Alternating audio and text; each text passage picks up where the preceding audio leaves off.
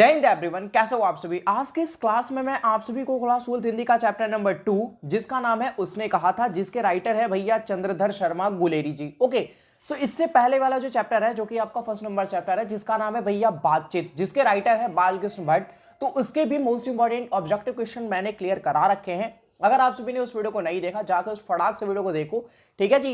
And भैया जो लोग का एग्जाम, भैया जिनका एग्जाम 2026 में होने वाला है ना, ठीक है, तो वो मेरे चैनल पे थोड़ा सा एक्टिव हो जाओ, बिकॉज अब यहाँ पे चीजें रेगुलरली वे में अपलोड होने वाली है, ठीक है। यानी कि हर एक तरीके के हेल्पफुल कंटेंट मैं आप सभी को इस यूट्यूब चैनल पे प्रोवाइड करने वाला हूँ। यूट्यूब चैनल का नाम क्या है जी? फिजिक्स वाले भैया। अपने सर पे लिखवा लो, हाथ पैर कहीं भी लिखवा लो यार, पैर पे नहीं को लिखवाना, नहीं तो थोड़ी मेरी वो हो जाएगी, समझ रहे हो। लेकिन भैया फिजिक्स वाले भैया को याद करके चलो कि हाँ जी भैया, इनके यूट्यूब चैनल पे कम से कम 1 साल, यानी कि जब तक मेरा बोर्ड एग्जाम एंड नहीं हो जाता तब तक इनके यूट्यूब चैनल पे रेगुलरली एक्टिव रहना है। ओके जी, सो बिना किसी देरी के इस वीडियो को स्टार्ट करते हैं। लेकिन उससे पहले मैं आप सभी से एक प्यार सा रिक्वेस्ट करना चाहूंगा। वो रिक्वेस्ट क्या है कि अगर आप सभी ने अभी तक इस वीडियो को लाइक नहीं करा, फटाक से वीडियो को लाइक कर देना, साथ में अपने इस फिजिक्स वाले भैया यूट्यूब चैनल को सब्सक्राइब एंड बेल आइकन को प्रेस, ताकि इस टाइप की जो भी हेल्पफुल कंटेंट है वो सबसे पहले आप तक पहुंच सके। बाकी बिना किसी देरी के इस वीडियो को स्टार्ट करते हैं। ओके जी, तो दोस्तों सबसे पहला जो क्वेश्चन है आप सभी के सामने कि उसने कहा था जो कहानी, वन सेकेंड, उसने कहा था कहानी में कहानीकार ने किस शहर का वर्णन किया गया है। ओके, बहुत इंपॉर्टेंट क्वेश्चन है जी आपका कि भैया उसने कहा था कहानी में कहानीकार ने किस शहर का वर्णन किया है। ओके, तो भैया इसमें जो चर्चा करी गई है वो ना तो लुधियाना, ना तो जयपुर, ना तो लखनऊ, उसमें जो भैया चर्चा करी गई है वो करी गई है अमृतसर के बारे में, राइट। तो ऑप्शन नंबर ए आप सभी के सामने बिल्कुल ही करेक्ट हो जाने वाला है। नेक्स्ट क्वेश्चन है आप सभी के सामने सेकंड नंबर कि कहानी में लहना सिंह, वन सेकेंड, कहानी में लहना सिंह, ठीक है, कहानी में लहना सिंह के गांव का रहने वाला है। मतलब क्वेश्चन थोड़ी सी अटपटी है, क्वेश्चन में थोड़ी सी कोई वर्डिंग मिसिंग है आई थिंक, ठीक है। क्वेश्चन ये होनी चाहिए थी, मैं सही कर दे रहा हूँ इसे, कि कहानी में लहना सिंह के गांव का नाम क्या है, या फिर ऐसा होना चाहिए था कि लहना सिंह किस गांव का रहने वाला है, राइट। तो जो लहना सिंह है वो भैया मांझे का रहने वाला है। कहाँ का? मांझे नामक एक गांव था, ठीक है। अगर आपने इस उसने कहा था चैप्टर को पढ़ रखा है, ये आपका एक मजेदार कहानी है भैया, मजा आने वाली है पढ़ के, ठीक है। इसमें तुम इमोशनल भी होगे, कहीं कहीं खुश भी होगे, तो मतलब हर एक चीजें यहाँ पे, हर एक चीजें शो करी गई है सही तरीके से, ठीक है। तो अगर आप सभी ने पढ़ रखा तो सही, नहीं भी पढ़ रखा तो इस वीडियो को देख लो, कोई दिक्कत नहीं है, ठीक है, चीजें क्लियर हो जाएगी आपकी। तो मांझे, ठीक है, मांझे नामक गांव में लहना सिंह रहता था। तो बी वाला ऑप्शन आप सभी के सामने बिल्कुल ही सही हो जाएगा। नेक्स्ट क्वेश्चन है जी थर्ड नंबर कि उसने कहा था कहानी में लहना सिंह किस ओहदे पर था। आई थिंक ओहदे नहीं यार, किस पद होना चाहिए था ना, किस पद पे था, राइट। तो जो लहना सिंह था वो था भैया जामादार के पद पे। किसके पद पे जी? जामादार के पद पे। मैं सही से मेंशन कर दूं, जामादार के पद पे। तो ऑप्शन नंबर सी आप सभी के सामने बिल्कुल ही सही हो जाएगा। नेक्स्ट क्वेश्चन है जी 4 नंबर कि नायक लहना सिंह की मृत्यु किसके गोद में हुई थी। काफी मोस्ट इंपॉर्टेंट क्वेश्चन कि लहना सिंह की जो मृत्यु हुई थी, लहना सिंह की जो डेथ हुई थी वो किसके गोद में हुई थी, ठीक है। कीरत सिंह या फिर वजीरा सिंह या फिर अत्तर सिंह या फिर महीप सिंह। तो इसका जो राइट आंसर हो जाएगा ऑप्शन नंबर बी, ठीक है, वजीरा सिंह के गोद में भैया लहना सिंह की मृत्यु हुई थी। तो ऑप्शन नंबर बी आप सभी के सामने बिल्कुल ही सही हो जाएगा। नेक्स्ट क्वेश्चन है जी 5 नंबर। अरे भैया एनर्जी का है तुम्हारे अंदर, एनर्जी लाओ यार थोड़ी, ठीक है, एनर्जी लो, पानी वानी पियो, थोड़ी एनर्जी लो, फॉर्म में बैठो, सो के देख रहे हैं, अरे यार बैठ जाओ सही से, ठीक है। और बैठ के देखो एकदम मजेदार तरीके से। भैया मेरे अंदर जब एनर्जी की कमी नहीं है तो आपके अंदर कैसी है भाई? उड़ो फटाक से, कॉपी पेन उठाओ। अगर आपने इस कहानी को पढ़ रखा तो इसके जितने सारे भी मोस्ट इंपॉर्टेंट ऑब्जेक्टिव क्वेश्चन है भैया नोट करना स्टार्ट करो अभी से ही, ठीक है। और बन जा रहे तो बहुत सही, अगर तुमने कहानी को पढ़ रखा और बना दे रहे हो, अरे यार बहुत बड़ी बात है तुम्हारे लिए तो, ठीक है। अभी तो कह रहा स्टार्टिंग है, बाकी एंड तक चीजें बहुत सही हो जाएगी आप सबकी, ठीक है। 5 नंबर क्वेश्चन क्या कहता है कि कहानी में पलटन का विदूषक कौन था, ठीक है। कहानी में पलटन का विदूषक कौन था? हजारा सिंह, मुख्तार सिंह या फिर वजीरा सिंह या फिर कुलदीप सिंह। अब भैया पलटन का विदूषक का मतलब, ठीक है, पलटन का विदूषक इन द सेंस कि भैया जो हंसी मजाकिया टाइप का एक होता है इंसान, ठीक है, वो है भैया आपका वजीरा सिंह, ठीक है, वजीरा सिंह। तो ऑप्शन नंबर सी आप सभी के सामने बिल्कुल ही सही हो जाएगा। नेक्स्ट क्वेश्चन है 6 नंबर की सूबेदार हजारा सिंह के पुत्र का क्या नाम था, ठीक है। जो सूबेदार हजारा सिंह है उसके पुत्र का क्या नाम था? बोधा सिंह, महासिंह, किरत सिंह या फिर जगधारी सिंह। तो इसका जो राइट आंसर हो जाएगा आप सभी के सामने ऑप्शन नंबर भैया ए, ठीक है, क्योंकि जो बोधा सिंह है ना वही आपका सूबेदार हजारा सिंह का पुत्र है। तो ऑप्शन नंबर ए आप सभी के सामने बिल्कुल ही सही हो जाएगा। नेक्स्ट क्वेश्चन है आप सभी के सामने 7 नंबर जी कि उसने कहा था कहानी में भारतीय सिपाहियों का जो संघर्ष हुआ था ना, या फिर दूसरे शब्द में बोल सकते हो कि किसके साथ युद्ध हुआ था, राइट। तो जो भैया उसने कहा था कहानी है उसमें जो हमारे भारतीय सिपाही हैं उनका जो संघर्ष हुआ है वो हुआ है जर्मनी के साथ, राइट।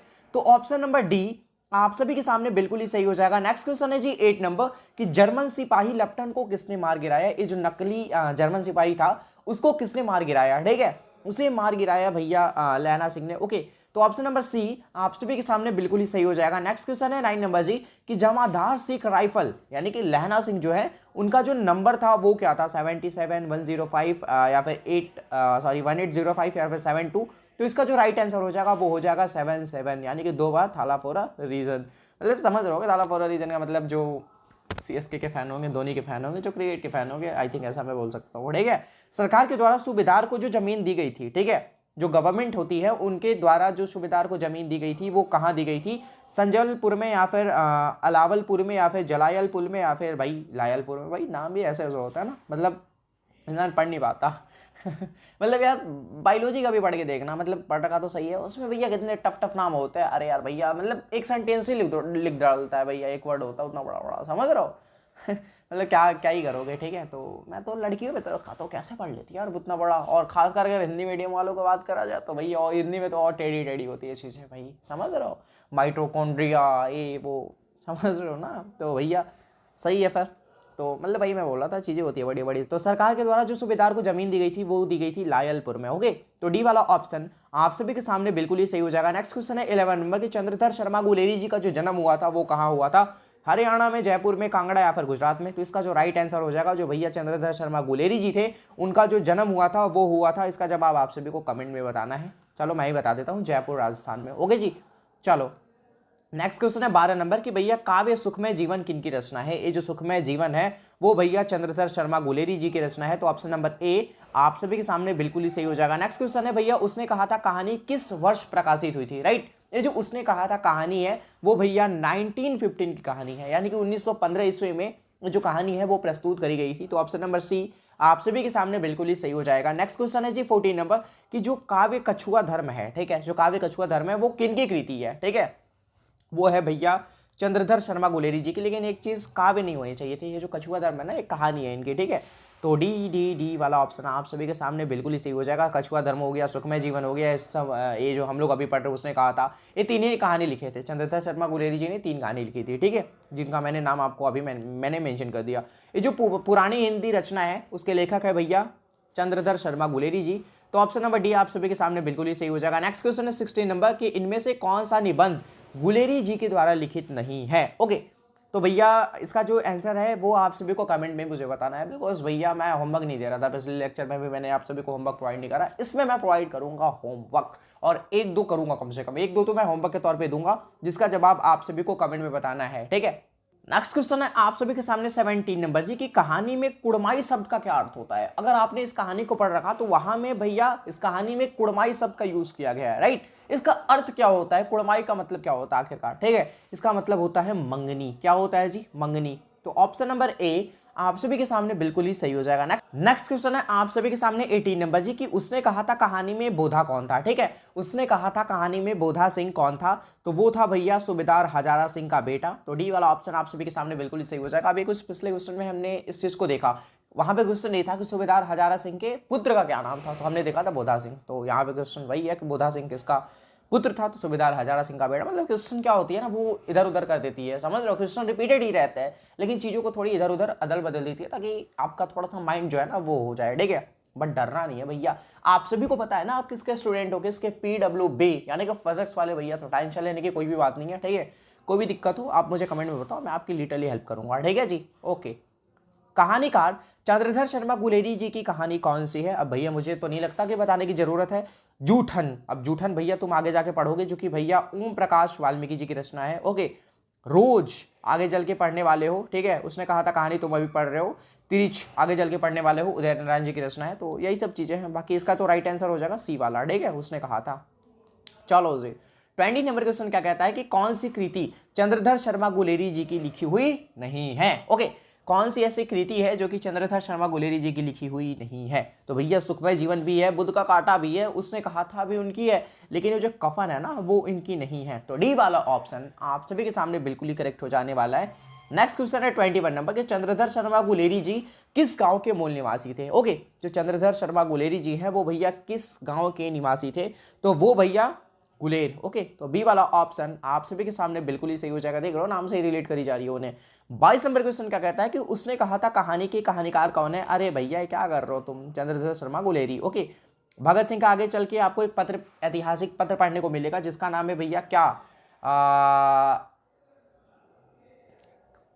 जिसका नाम है भैया एक लेख और एक पत्र। ओके, तो बालकृष्ण भट्ट का तो आपने पढ़ लिया भैया क्या बातचीत। ओके, रामधारी सिंह दिनकर का आगे चल के पढ़ने वाले हो। ओके, चलो जी 23 नंबर क्वेश्चन क्या कहता है कि कहानीकार चंद्रधर शर्मा गुलेरी किस युग के कहानीकार है। अब भैया युग की बात आती है, ठीक है, तो ए थे भैया भारतेंदु युग के, ठीक है, तो ऑप्शन नंबर बी आप सभी के सामने बिल्कुल ही सही हो जाएगा। 24 नंबर क्वेश्चन क्या कहता है कि उसने कहा था कहानी कितने भागों में विभक्त है। देखो भैया ये कहानी 5 भागों में बटी हुई है, ठीक है, समझ रहे हो ना, ये 5 भागों में बटी हुई है, जिसमें से पहला भाग क्या है, पहला भाग आपका वही है प्रेम मोहब्बत वाली, समझ रहे हो, तेरी कुड़माई हो गई तो देख नहीं रहे, मतलब चीजें यार, मतलब प्यार मोहब्बत वाली है, ठीक है, तुम्हें एक बार पढ़ो कहानी भाई, लिटरली भाई बहुत मजा आने वाला है, ठीक है। बाकी सेकंड थर्ड एंड फोर में भैया वही है, समझ रहे हो, एक्शन से भरपूर एकदम युद्ध की चर्चा, युद्ध की चर्चाएं हुई है, युद्ध हुई है, समझ रहे हो, तो मजेदार तरीके से एकदम युद्ध, समझ रहे हो, नकली जर्मन लेफ्टन तुम्हारा बन के आ गया, जर्मनी का कोई सेनानी, ठीक है, जिसको लहना सिंह ने कैसे कैसे करके मार गिराया भाई, बहुत तरीके हैं, मतलब सब तरीके नहीं, मतलब पढ़ना एक बार कहानी, बहुत मजा आने वाली है, ठीक है। और बाकी जो 5वां चीज है ना, इसमें भैया बलिदान ही बलिदान हुई है, लहना सिंह मरा, समझ रहे हो, तो भैया ये थोड़ी जो 5वां पार्ट है ना वो थोड़ी इमोशनल है, मतलब स्टार्टिंग में प्यार मोहब्बत वाली चीज़ें हैं तो तुमको इंटरेस्ट आएगा इस कहानी को पढ़ने में। ओके, फिर युद्ध आएगा तो समझ ही रहो, नए नए रणनीति सीखोगे, रणनीति के बारे में कैसे क्या इन्होंने बनाया, किस तरीके से हराया जर्मनी को। ओके, बाकी पढ़ना एक बार मजा आएगा। ओके जी, तो ये 5 भागों में बटा हुआ है, ध्यान रखना, ठीक है। नेक्स्ट क्वेश्चन है 25 नंबर, और आई थिंक आज के इस क्लास का आखिरी प्रश्न ही होने वाला है। चंद्रशेखर शर्मा गुलेरी जी का जन्म कब हुआ था। ए लो, मैंने डाल दिया होमवर्क के तौर पे ये भी क्वेश्चन, यानी कि 2 क्वेश्चन मैंने आप सभी को होमवर्क के तौर पे दिए हैं, जिसका जवाब आप सभी को कमेंट में बताना है। ओके जी, so thanks for watching the video. अगर आप सभी यहाँ तक आ गए हो तो आप सभी को thank you so much. And अगर आप सभी ने अभी तक इस वीडियो को लाइक नहीं करा, फटाक से वीडियो को लाइक कर लो, यही मेरी आखिरी रिक्वेस्ट आप सभी से। एंड चैनल को सब्सक्राइब एंड बेल आइकन को प्रेस, ताकि इससे जो भी हेल्पफुल कंटेंट है वो सबसे पहले आप तक पहुंच सके, ठीक है जी। एंड फिजिक्स वाले भैया को आप सभी को भूलना नहीं है, आप सभी का बोर्ड एग्जाम है ना जो 2026 में, तो सब्सक्राइब करो एंड सपोर्ट करो, इसे भी एक दिन बहुत बड़ी प्लेटफॉर्म बिल्ड करनी है एंड मैं बिल्ड करके रहूँगा। ओके, तो इसमें बस आप सभी के सपोर्ट की मुझे बहुत बहुत बहुत ही ज़्यादा नीड है, भारी मात्रा में आप सभी के सपोर्ट चाहिए, तो जितना ज़्यादा हो सके अपने दोस्तों में शेयर करें एंड बताएं कि हाँ फिजिक्स वाले भैया एक ऐसा प्लेटफॉर्म है जहाँ पे हर एक चीज़ की तैयारी कराई जाती है, आई थिंक 12th की ना केवल, ठीक है। ओके जी, और हमारा जो नेक्स्ट कंटेंट होने वाला है वो होने वाला है चैप्टर नंबर 3 जो है हमारा संपूर्ण क्रांति। ओके, जिसके लेखक हैं लोकनायक जयप्रकाश नारायण। अब उन्हें लोकनायक क्यों कहा गया उसके बारे में डीप में चर्चा करेंगे, उसके ऑब्जेक्टिव क्वेश्चन भी हम लोग नेक्स्ट वीडियो में क्लियर करने वाले हैं। सो आज के इस वीडियो में इतना ही, नेक्स्ट वीडियो में मिलेंगे जल्दी किसी नए वीडियो के साथ, तब तक के लिए आप सभी को be positive, keep doing, wish all the very best, thank you so much, आप सभी को जय हिंद एंड लव यू बच्चों।